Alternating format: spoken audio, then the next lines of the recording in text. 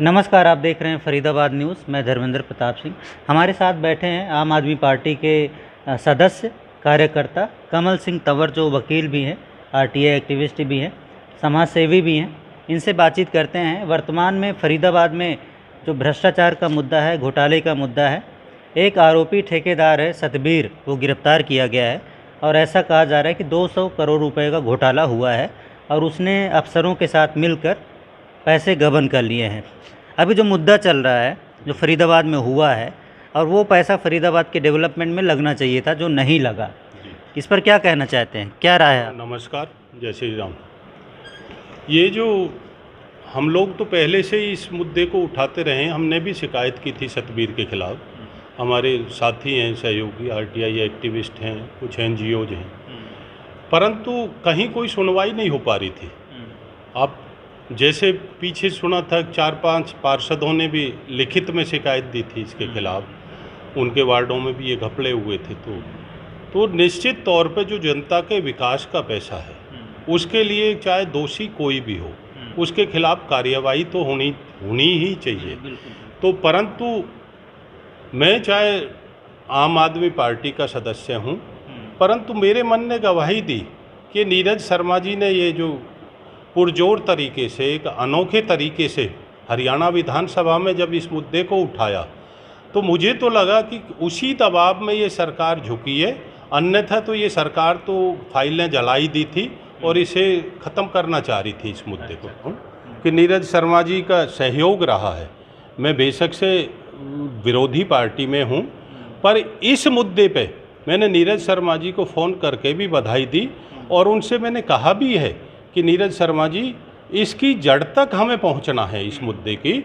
और मैंने उनसे कहा भी है कि कुछ डॉक्यूमेंट्स मेरे पास भी हैं जो विधानसभा में उठाने लायक हैं, ऐसे मुद्दे और हैं। मैं आपसे व्यक्तिगत रूप से भी मिल के बात करूंगा। और बीइंग एन एडवोकेट, मैंने अपने जूनियर्स लॉयर्स की ये ड्यूटी लगाई है कि आप जो स्टेट विजिलेंस टीम है उनसे कोऑर्डिनेट करें, आप देखें उन पे अनड्यू प्रेशर किसी तरह का नहीं आए, नहीं तो इसे कहीं ठंडे बस्ते में डाल के, क्योंकि मैं मानता हूँ सतबीर तो एक छोटी सी मछली है इस मामले में। इसमें बहुत बड़े बड़े अधिकारियों के और नेताओं के नाम आएंगे यदि ये ईमानदारी से जांच हुई तो जो स्टेट विजिलेंस है, उन्होंने सबूत मांगे हैं, पब्लिक से कहा है अगर आपके पास कोई सबूत है तो आप दे सकते हैं, विजिलेंस दफ्तर में विजिट कर सकते हैं, या मोबाइल नंबर है 9711275706 और एक है 7701923375। इस पर सूचना दे सकते हैं, पहचान गुप्त रखी जाएगी। तो क्या पब्लिक आगे आएगी सबूत देने के लिए? आप लोग सामने आएंगे सबूत देने के लिए? नहीं, हमारे पास जो हैं बिल्कुल हम तो देंगे उनको यदि कहीं सहायक हुए, परंतु कुछ पैसे ऐसे हैं जो हम सुने सुनाए हैं। अब वही पार्षदों में भी बंटवारा हुआ है इसका, और पार्षद की तो एक वैधानिक जिम्मेदारी भी है कि जिस क्षेत्र में काम होता है उस पार्षद को उस कंप्लीशन के बारे में एक सर्टिफिकेट देना होता कि सेटिस्फैक्ट्री काम हो गया है। तो पार्षद ने यदि सेटिस्फैक्ट्री काम कराए हैं, सतबीर की पेमेंट तभी तो हुई होगी।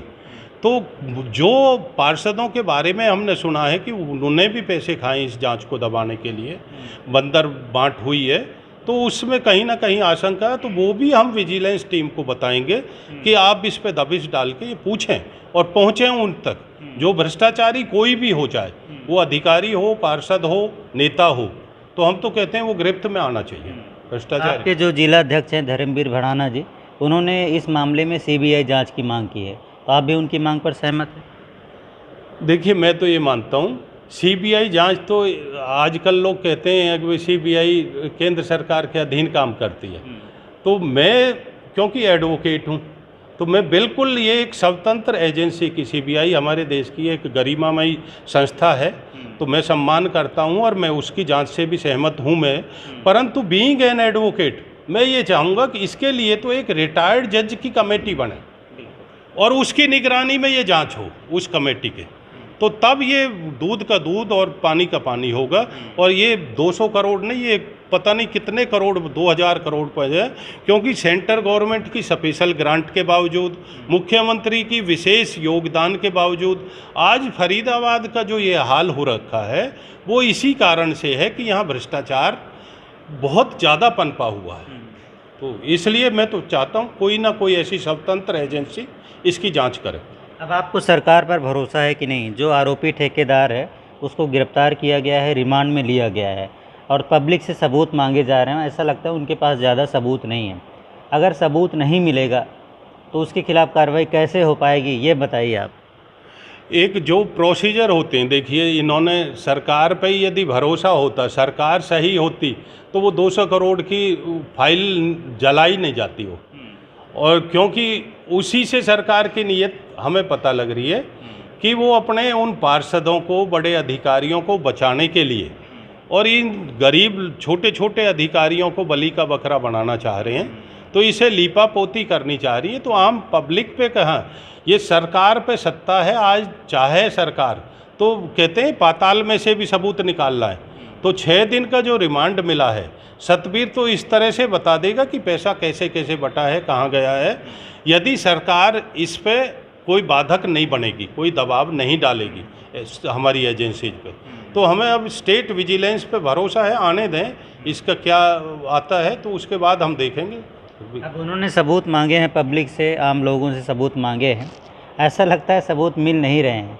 तो क्या आप उनसे मांग करेंगे उससे सख्ती से पूछताछ की जाए ताकि वो कबूल ले, अपने गुनाह कबूल ले और बता दे कहाँ कहाँ पैसों की बंदरबाट हुई है, किसने किसने पैसे खाए हैं मिल बांट कर। नहीं, हमारे जो हम लोग इसका विरोध करते रहें तो हम जाएंगे भी। मैं तो खुद पर्सनल मिलने की सोच रहा था कि वहाँ मिलेंगे। मैं गवाह को भी लेके जाऊँगा कि जो शिकायतें करता रहे, इसकी शिकायत की और किस तरह से नज़रअंदाज किया गया, किस तरह से दबाव डाले गए।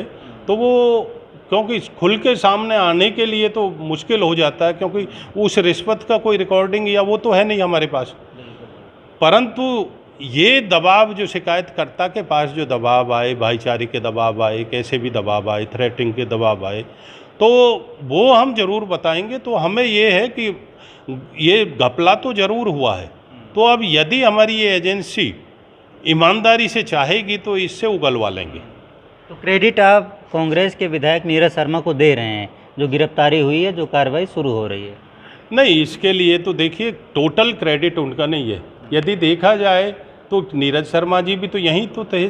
ये 2 साल से ये चल रहा था और ये फाइल फूकी गई। तो नीरज शर्मा जी ने जब ये वस्त्र क्यों नहीं ताके, तो डिले हुआ। परंतु जो एट प्रेजेंट सिनेरियो में जो मुझे महसूस हुआ, तो सरकार कहीं ना कहीं उसके दबाव में आई थी। और जो बीजेपी की सरकार जो सिद्धांतों की बात करती है, आज तो मुख्यमंत्री जी ने भी टोल फ्री कंप्लेंट नंबर दे दिए हैं और आज स्टेट विजिलेंस ने भी हमें हेल्पिंग नंबर दिए हैं कि भाई आप कोई भी सबूत दे सकते हैं। तो ऐसे मुख्यमंत्री जी ने भी शिकायत के लिए, करप्शन के अगेंस्ट कोई भी शिकायत केंद्र नंबर दिए हैं। तो ये कहीं ना कहीं मजबूर हो रही है ये सरकार अपने खिसकते जनाधार को देख के, क्योंकि भावनात्मक रूप से इन्होंने बहुत दोहन कर लिया नागरिकों का। अब केजरीवाल जी एक विकल्प के रूप में उभरते आ रहे हैं, जो पंजाब में जिस तरह से सुपड़ा साफ कर दिया इनका, तो इन्हें दिखता दिल्ली में इनके बराबर प्रयासों के बावजूद ये कहीं भी नहीं टिक पाए उनके सामने। तो उनकी कहीं नीति या नीयत में और उनको भ्रष्टाचार के विरोध में जो कार्यशैली है, उसको कहीं ना कहीं बीजेपी ये अडॉप्ट कर रही है, मजबूर हो रही है, यूँ कह लीजिए। अच्छा, अब तो चर्चा हो रही है कि 200 करोड़ रुपए का घोटाला हो गया। जो पैसे डेवलपमेंट में लगने चाहिए थे वो डेवलपमेंट नहीं लगे और इसी वजह से सड़कें खुद ही पड़ी हैं। काम शुरू हो जाता है, 2-2 3 साल तक काम पूरा नहीं हो पाता। जहां देखो वहीं पर गड्ढे हैं। तो आप सरकार से मांग करेंगे जो पैसे लूटे गए हैं रिकवरी करके वो पैसे डेवलपमेंट में लगाए जाएँ? मैं तो पहले भी कह चुका हूँ कई चैनल के माध्यम से कि मनोहर लाल जी को सीख लेनी चाहिए योगी जी से। अब तुरंत रिकवरी होनी चाहिए भ्रष्टाचारियों से। इनको इंटेरोगेट करके, और जैसे वो तुरंत रिजल्ट देते हैं ना, प्रॉपर्टी को डेमोलिश कर लेना या अटैचमेंट कर लेना, तो ये मैं तो उनका कायल हूँ, चाहे वो बेशक से वो हैं। इस तरह की पारदर्शिता और धर्म के अनुसार शासन संचालित होना चाहिए। और मैं तो मनोहर लाल जी से भी यही अपेक्षा कर रहा हूँ कि वो शीघ्रता से रिकवरी करके या स्पेशल पैकेज देके, वो अभी भी पीछे भी दे के गए कुछ पैकेज, तो कम से कम फरीदाबाद की दशा को सुधारने के लिए, जिसे शहरों में भी आज कोई भी रोड ऐसा नहीं है कि जिसके हम आराम से गुजर सकें, उनको कम से कम ऐसे तो कर दें कि अब आने वाली बरसात से पहले कोई दुर्घटनाएं ना हो। तो योगी मॉडल के तहत कार्रवाई होनी चाहिए फरीदाबाद में। अब तो हम कहेंगे दिल्ली मॉडल, तो क्योंकि आम आदमी पार्टी में या भाजपा में, ये मैं ये बताइए। कह रहा हूँ, मैं आम आदमी पार्टी में हूँ निश्चित तौर पे, पर जो अच्छा होगा, जैसे मुझे नीरज शर्मा कांग्रेस के, उनको मैंने इस कदम का उनको मैंने कहा, सराहा और सहयोग देने का वादा किया। तो भ्रष्टाचार की लड़ाई में मैं उनके साथ हूँ। यदि हम किसी भ्रष्टाचारी को पकड़ते हैं तो इसी तरह से मुझे योगी जी अच्छे लगते हैं। तो मैं तो एक सलाह दे रहा हूँ, अदना सा कार्यकर्ता हूँ, मैं तो समाज सेवी था, अभी बीजेपी का आम आदमी पार्टी का अभी तो बना हूँ, 1 महीना भी मुझे नहीं हुआ। तो अभी तो मैंने केजरीवाल जी की आइडियोलॉजी को जानने की कोशिश कर रहा हूँ। मैं देखता हूँ उनके वीडियोज़ को, तो उनकी आइडियोलॉजी को ही फॉलो करते हुए मैंने जो धर्मवीर भडाना जी से मेरी बात नहीं हुई इस विषय पे, परंतु उनकी विचारधारा के विपरीत जाके मैंने नीरज शर्मा जी को बधाई भी दी और सहयोग का वादा भी किया, क्योंकि मैं केजरीवाल जी से प्रभावित हूँ, मैंने देखा है और जितना समझा है उनकी आइडियोलॉजी को। कभी मैं मिला नहीं उनसे पर्सनली, परंतु जो आइडियोलॉजी जो मैं मतलब चैनल के माध्यम से उनके विचार जाने हैं, तो वो भ्रष्टाचार के खिलाफ हैं।